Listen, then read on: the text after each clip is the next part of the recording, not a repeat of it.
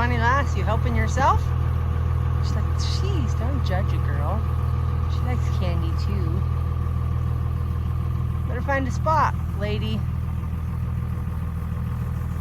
There's like a bunch. You can tell where I missed a spot, can't you?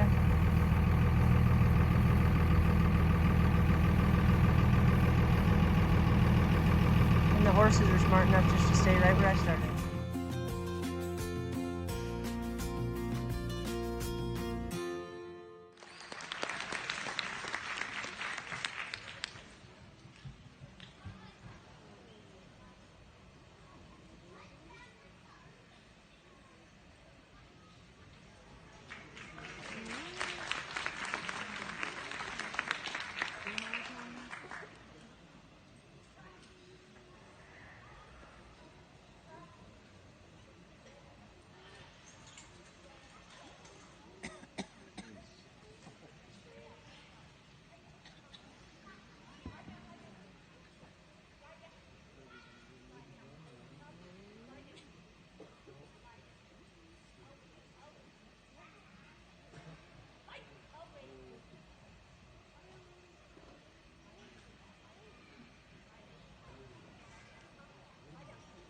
Did you like that? So a little thing about sheep. One, I just got sheep starting, it seems like forever ago. Kind of is, 20 years ago. But I didn't grow up with sheep. We grew up cattle ranchers, and I actually had never been around a sheep until 20 years ago. And they freaked me out a little bit, honestly, and there was a steep learning curve with them. But the coolest thing about sheep, in my opinion, is all the lessons they've taught me over the years. You know, one, to be resilient, because sheep are actually very resilient creatures. People don't give them enough credit for that. But they've taught me so much about my faith, and, you know, where the Bible talks about so much referring to us as sheep, I get it. It's really, like, been drilled home to me. And then other things like working my dogs with them. One time, I had a lamb fall down a hole. I didn't know this at first. Like, I sent my dog, he gathered the sheep. They all came to grain. It was ewes and lambs. And my dog didn't come, my border collie. I'm like, what the heck, where is he? I'm getting mad at him. I'm calling him. He won't come. So I finally go looking for him. And he's up there laying on the ground. Like, I can't see anything in front of him. Well, a lamb had fallen down like this deep little narrow hole, like just little hole. And the dog wouldn't leave it. He absolutely would not. Kind of a, I don't know, pretty good illustration of leaving the 99 for the one. I love that. It's such a great reminder that even the one, just the one, you know, that Jesus will come after just the one. And it really drills it home when you see it firsthand like that. Loading my buckets of grain to take out to the ewes. Somebody thinks he likes it just as much as the sheep. So I'm running way behind today. I went for a long run, which was glorious. I haven't done that in a while, so I'm way late feeding calves. Hi, you ready to go grain some calves? Maybe some sheep? What about sheep? You like sheep? Teal, you like sheep? I think they all agree we should go grain some sheep. No cheating? No favorites though, right? Like I'm lying. These two right here, kind of my favorites. Oh, and you too. And you too.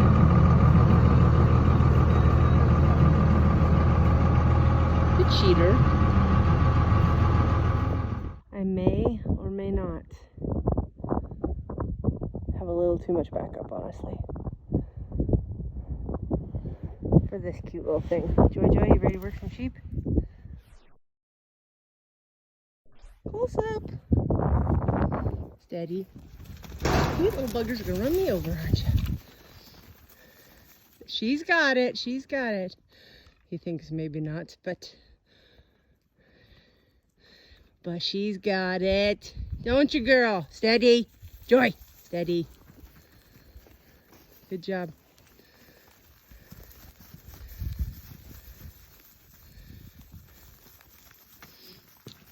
Oh, this is hard to do. Come on, Maggie. Putting salt and mineral out for sheep. Not sure if you can hear over the South Dakota wind, but I grew up a ranch kid and have fond memories as a kid of eating salt when you put out salt and mineral with that. Anybody else do that?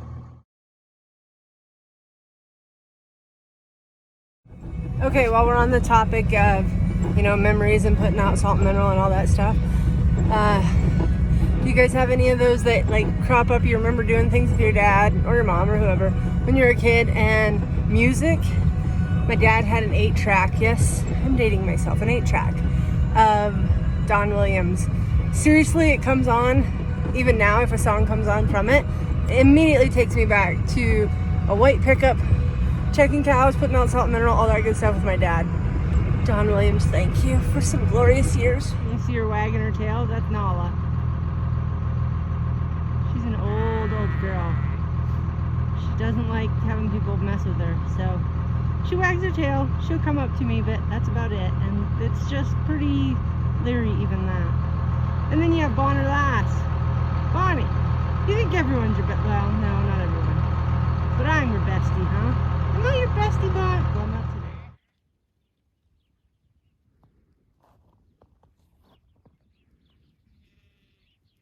Watch him. Good girl. Catching sticks flying, but oh well. So, quick doing evening chores. Grain lambs, grain a couple calves that are needing a little extra attention. Foot issues, different things. And then going in, it's always fun to try to do one-handed. Wow, that's a new talent. Oh, and then the door hits you in the butt. New skill. Going into a little kids basketball game. Not little kids, like 5th, 6th, 7th grade, 8th grade. My nephews are playing and I'm super excited to go do that. Like, that is our social stuff in little towns, isn't it? It's to go to kids sporting events. I don't know about the rest of you. Have you ever tried to shut off a video with your gloved hand? I've shared a little bit about sheep and raising sheep on here, but I just want to share, like the good, the bad, the ugly, all of it.